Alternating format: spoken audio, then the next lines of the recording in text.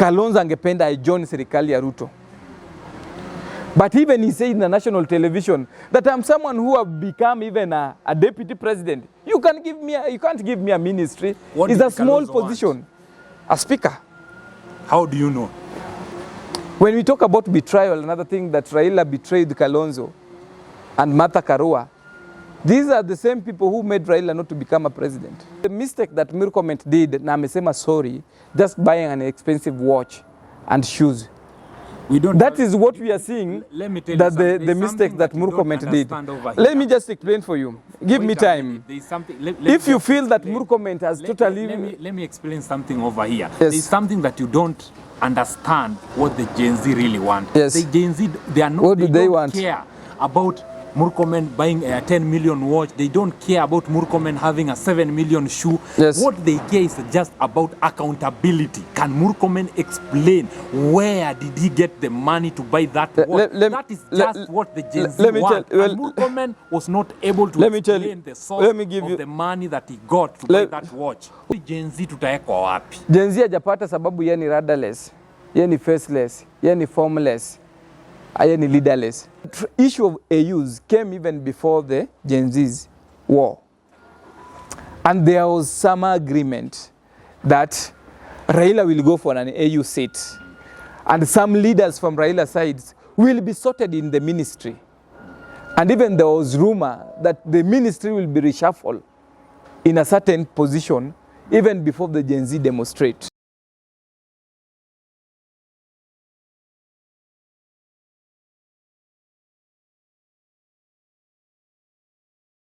Hello guys, welcome to this our channel. On today episode on political arena, we are having a guest.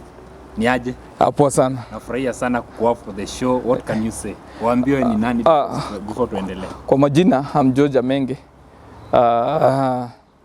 Sisi tuko hapa as Mkenya, but tuko hapa kueleza what is right. What as we Kenyans we feel that it is right, and as individual the direction that we are supposed to take, so that Kenya must move on. Kenya is bigger than individual. Kenya is bigger than Gen Z because we have any other ages, and Kenya is bigger than Baba. Kenya is bigger than Ruto. But as a person, what I feel that the direction that we need to take. Thank you. What can you say about the political states in Kenya?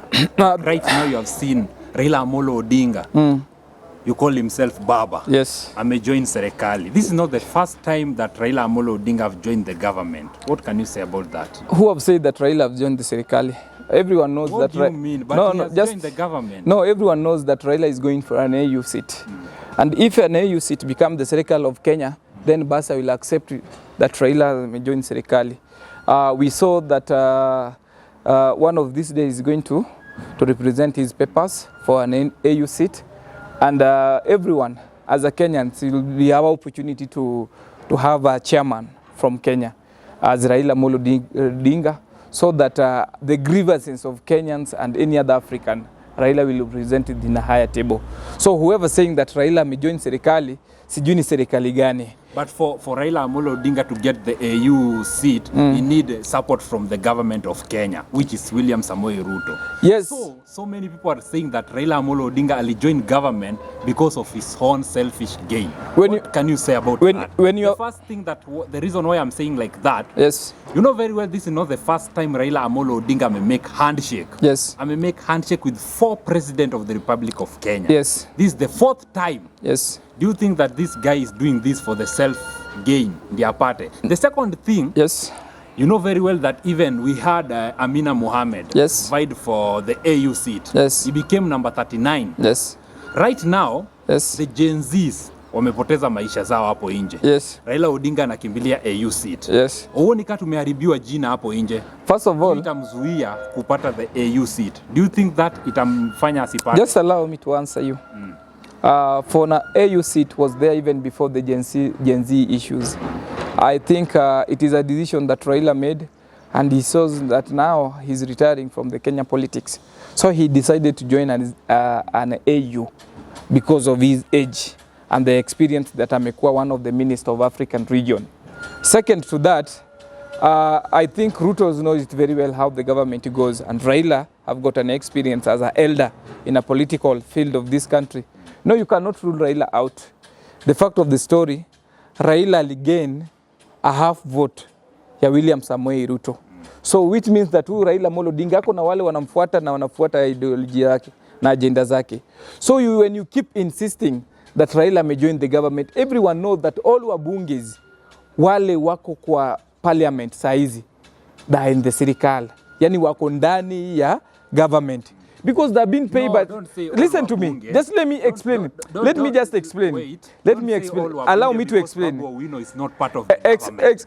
It's part of the government. No, the reason why I'm saying that, allow me to explain. Allow me to explain. Babu Owino are being paid by taxpayer money. Pesa ya Wakenya. But they are being... Iyo pesa ya Wakenya is being collected by the government. Then after collecting that money, then the same government released that money to pay Babu Owino. So it means that it's the part of the government. Need to be paid. But second, it's different between joining the government and you are being paid for what you have been doing. Yes. Babu Owino is being paid for what the guy is doing. It's not for you to be part of the government, for you to work. Umeona job yenye Babu Owino amepiga Embakasi na yuko part of the government. Watu wengine wenye kwa gava kuna job yenye wamefanya. Kama nani? So many people.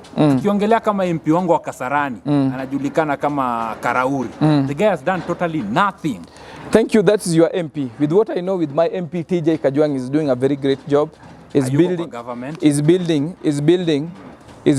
the administration's offices like Roraka as a whole. Ndio mali iko na one of the best cells and police stations in kama Kenya mzima. And when we talk about education as a whole, I'm emphasizing sana kwa education and we're building so many classes with this money of NGCDF. So, and by the end of the day, that money comes from the government. Yes? Or it is his own money. It is the taxpayer money. The Kenyans, the government collect this money, then later on release to the MP. Then, the common mwananchi wenye any moment you elect an MP, after gaining that seat, being sweared and being paid by the government, is in the government side, not the opposition. Opposition, it is you. You are not being employed by the government. So when you are saying that the MP is in opposition, then I think you are wrong. All these people are in the government. It is just the position of the states where they are, or how they view things. They might convince you as a voter that mimi niko opposition. We know it very well that when we talk about the position, hakuna ofisi Raila na own as opposition leader hii Kenya. Hakuna until now. Nanielewa. He can just resign as a party leader of ODM, but he cannot resign as opposition leader wa Kenya. Sababu the government has not created any office for Raila Odinga as a chief opposition. Unaona? No opposition, you cannot be called opposition where you are on the street. What shows that you are in a position after having the office that belong to the opposition? So now if you say that Raila is the opposition leader, now may join the government, those are just propaganda. It's lack of knowing what you are saying. But okay, we agree with you beside that, because other people outside there, they are saying these things without having a proper investigation. And when you asked me a question here that Raila now is joining the government. Yes. And good number of people are complaining that the decision that Raila made of people of ODM side joining the government is the decision that Raila decided. And everybody want to broad-based government. Let's no one feel pain when it is in a Jaluo side. Let's any other ethnic community like Waislamu, Somali, Nini, watu wakwe involved. Unaona? So that we form the government that include all the faces that we need. And I think with the experience Raila Konayo as the father of this country, kama mzee wa hii Kenya, he knows very well how to involve each and every ethnic community to get involved in the government. Yes. Let's jump into the cabinet secretary. Yes. What can you say about the new cabinet secretary in President Ruto's government? Do you think that those cabinet secretaries are going to deliver? In my position, and if I'm harming someone, just to forgive me, I'm saying yes. I have my reason. Why? The reason why I'm saying yes, because the direction of the country, as things stand, we wanted the broad-based government. Yeah. The broad-based government is a government that have that all face of Kenyans. Just what we lack that Ruto is not still doing, our president, that having people with disability to be given these positions. But with the good example, if you have someone like Wycliffe Oparanya, when you check his track record, he did a good job. If you have someone like Ali Hassan Joho, people of Mombasa have not complained of funny job poor. You understand? And the people of Mombasa still trust him, and that's the reason why they even gave him an opportunity to appoint for him someone that they will vote for. Na yule mtu Joho aliappoint, huyo ndiye alipea leader wa governor wa Mombasa. It means that they love this person. Huyu mtu anaweza fanya kazi na alifanya kazi poa, ndio maana analeta mtu na bado mtu anachaguliwa. When you look at Mbadi is one of the sharpest guy. He's in the park parliamentary. The guy was an MP. Unaona? In Suba. If you are an MP, you cannot become any other seats because you are an MP. No, what did he do? Akiwa MP, what did Mbadi do? He used the that time that the guy was MP. Yes. The guy did totally nothing to his What do you mean nothing? The guy didn't do anything. That's the reason why. Mbadi was there how many years? For almost like 10 years. 10 years, you want to tell me that he went for another second round without doing anything? The guy didn't do anything. Huh? Yes. I think, to me, how sometimes we might view things, it is not right. It is not in a good position how we view people. Because everyone, each and every Kenyans must give given a chance. And I think Mbadi deserve that seat. I think when we check the academic background of John Mbadi, he deserves this chance to be a CS for Treasury. Because well educated, he knows how he's going to articulate things in the Treasury. Just remember that before President William Samoei Ruto came up with this new cabinet secretary, the Gen Zs lost their blood. We lost like 60 youths on streets walipoteza maisha yao. Mbona Raila Amolo Odinga hakukuwa selfish na hakufanya hiki kitu for his own gain? Mbona hakutokea time yenye vitu zilikuwa calm, serikali ilikuwa mbaya? Mbona alingoja mpaka Gen Z 60 wapoteze maisha ndio Raila akuja aseme by the way this dialogue, we need this dialogue? This guy wrote a letter on Sunday before Ruto akuja aseme the new cabinet secretary, akasema that extrajudicial killing should be stopped, so many things should be stopped. Those things haven't been stopped. Hadi saa hii those people that were killed, hiyo story haikushughulikiwa. Yet Raila Amolo Odinga, ukitaka kujua this is a political conman and his conmanship within the government, Raila Amolo Odinga and William Samoei Ruto, why is it the ODM people ndio walichukuliwa? Kwa nini? Even Martha Karua said that, my friend, hapa kuna mambo ilifanyika. Even Raila akuwa consult akienda kupatana na President William Samoei Arap Ruto. What can you say about that? About Raila, I think some things as a young people you might lack. It is because most of the things depend on experience. How long have you been in this field? And what you should have in your mind, that Ruto came and looked for Raila. Raila kumtafuta sababu ya Gen Z wana demonstrate. Ruto alitafuta Raila.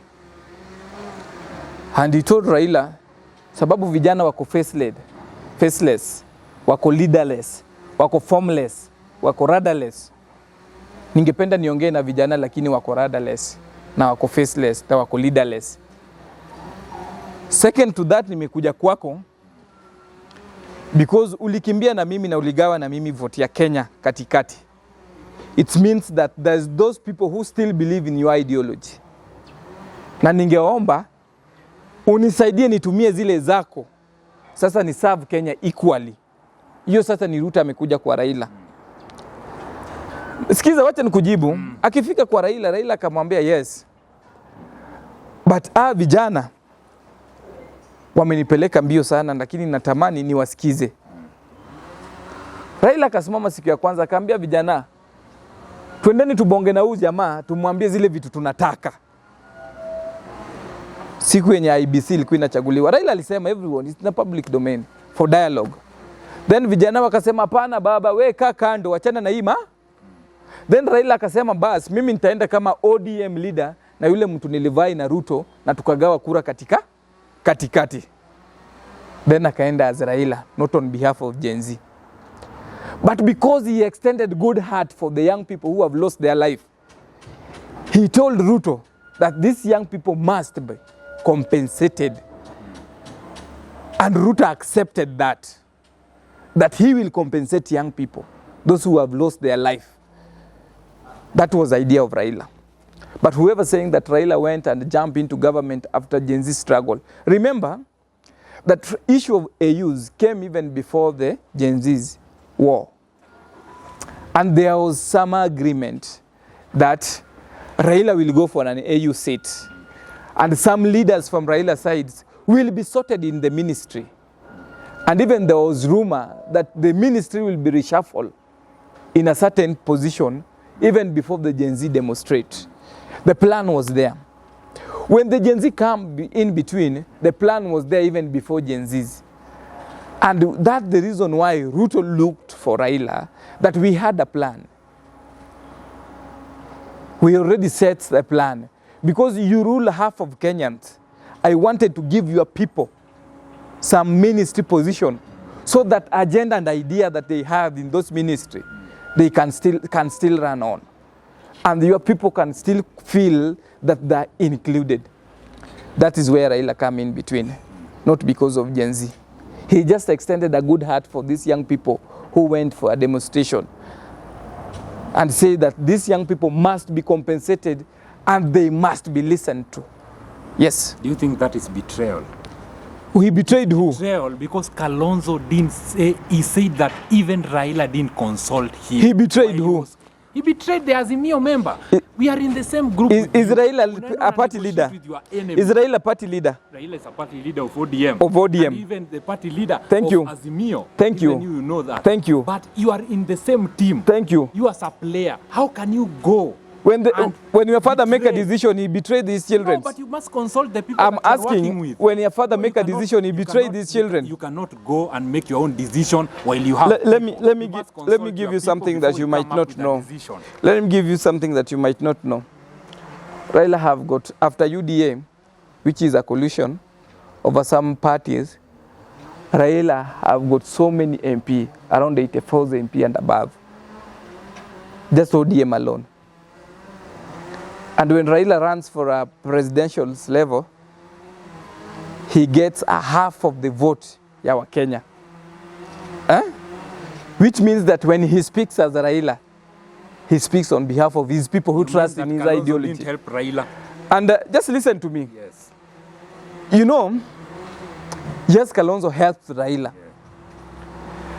But times come where Kenya is bigger than everyone. It's bigger than Raila Odinga, it's bigger than Uhuru Kenyatta, it's bigger than Kalonzo, it's bigger than Gachagua. Sometimes a young person might not know what he's doing, but he can be corrected with someone who is older. When the young people started losing their life on the street and the deaths occurs, that is where Raila as a father, as an enigma, he came in between to talk with the government to stop extrajudicial killing and abduction. Yes? He went there because he feels as a Raila, there's some of his own follower, his Gen Zs, that have been abducted in the street. That is where Raila come in between. And what you might not know, Kalonzo angependa ajoin serikali ya Ruto. But even he said in the national television that I'm someone who have become even a deputy president. You can't give me a ministry. It's a small position. A speaker. How do you know? You know, sometimes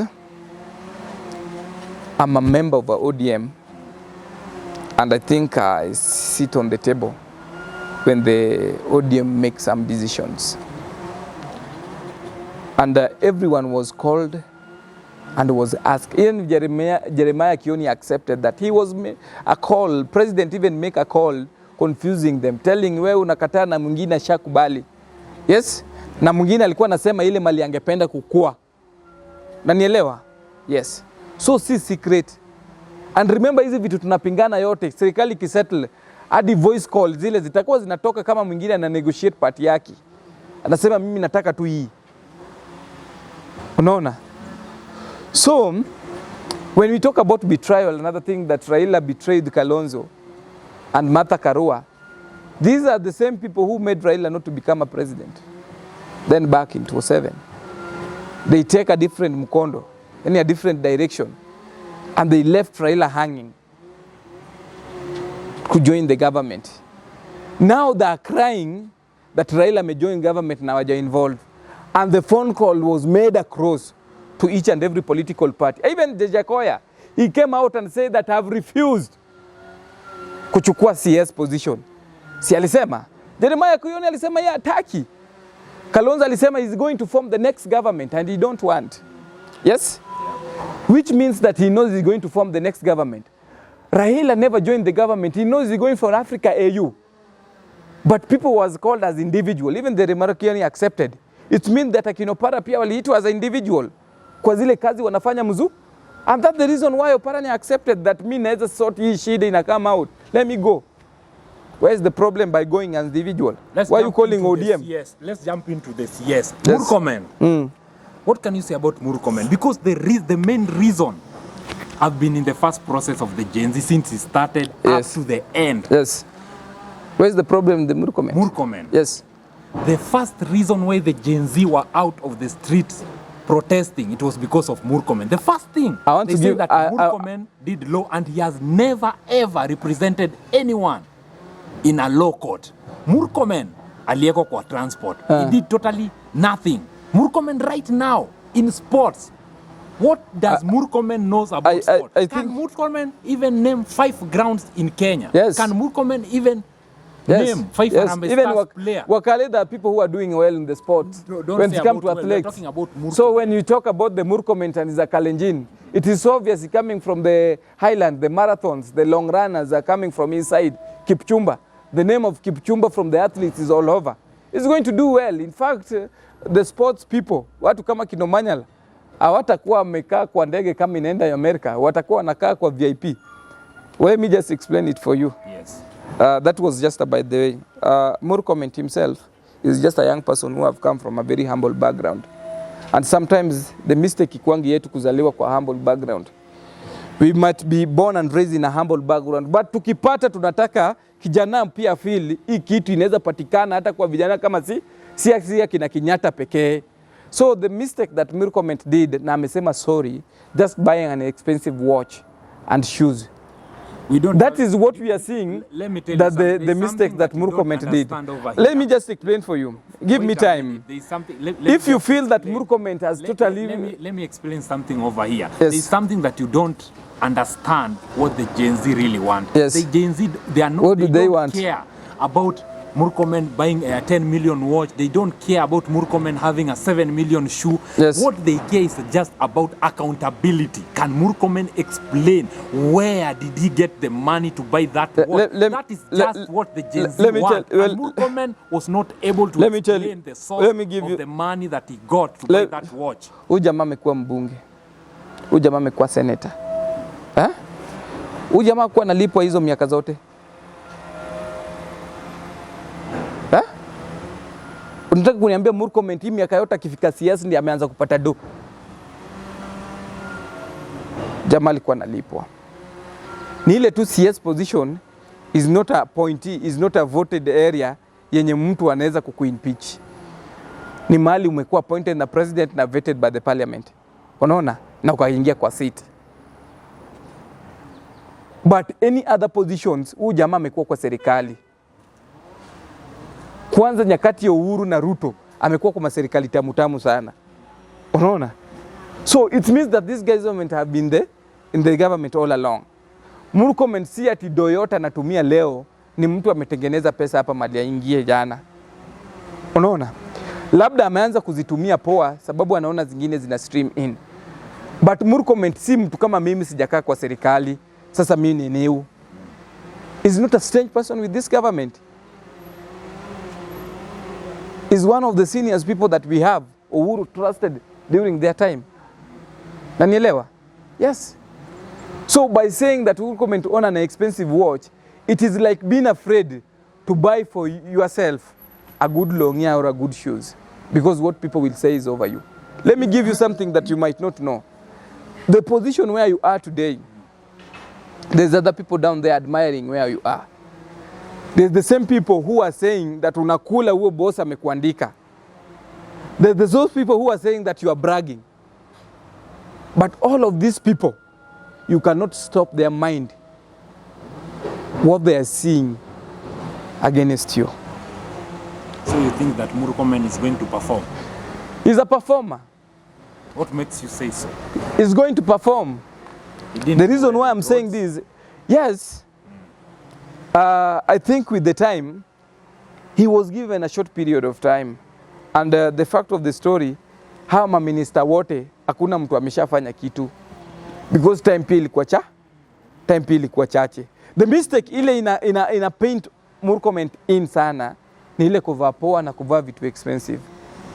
Lakini ingekuwa Murkomen ame-involve kwa so many corruption cases, sasa tungeona kila mtu koti after koti, ikitafuta wealth za Murkomen na evidence kwa court. But all these things we have been treated with ni kama rumor tu. Hakuna tangible evidence ya kupeleka mtu kupimp ye down kwa koti.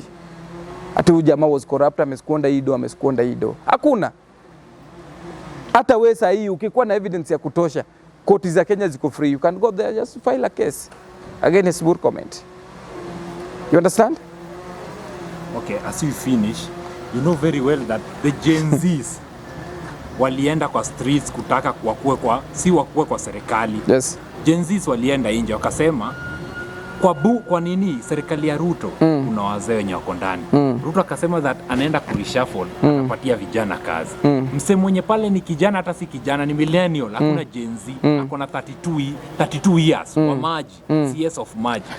Gen Z hajapata sababu. What do you think sisi Gen Z tutaekwa wapi? Gen Z hajapata sababu yeye ni rudderless, yeye ni faceless, yeye ni formless, yeye ni leaderless. Sababu gani nasema hivi? When someone say that come, leo nikisema kuja tuongee, nipe chance nisikize. Hapo kwa conversation unaweza pata your position. Na ukifeel unaweza fanya mzuri, unaweza yeko sasa wewe ufa. Lakini all the time you want to sort all this problem, with the same formula ulitengeneza nayo, you will not find a conclusion. Our solution. What can you tell the Gen Z outside there as you are finishing?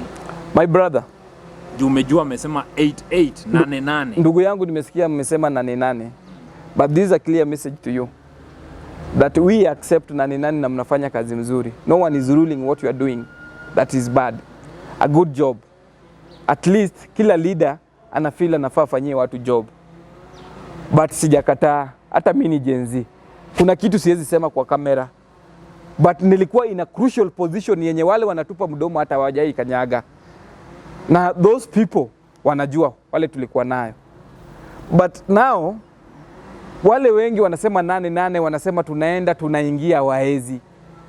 Let's give the president time to sort these shits out so that we see if he's capable. Na ikikataa, 2027 is around the corner. Tuchukue vote, tutoe ya watu, tuwaweke nje. It's the best thing. Ile kitu nataka kuambia, vijana wanakufa. Na vijana wengi wamekufa. Na vijana wengi wanapotea. Hiyo method inaumiza watu sana. Sababu ya interest ya watu fulani wamekaa mahali wakichochea. Tukichochea hivyo, kuna wale watapoteza life, wewe utabaki. Let's find the best solution to sort our things out. Tulikuwa na baba maandamano, but we realize this maandamano tuna lose a lot of Luos and any other community like Luyas. We stop those maandamano because hatukuwa tunataka kuua kila mtu. So that we sit down, tukasema the Kenya Kwanza government wakule ujeuri yao. Simewalemea, simewalipukia. So there's many way to kill a rat than to face his head on. Because sisi as a young people ndio tunaumia. Thank you. Okay, until next time, game over.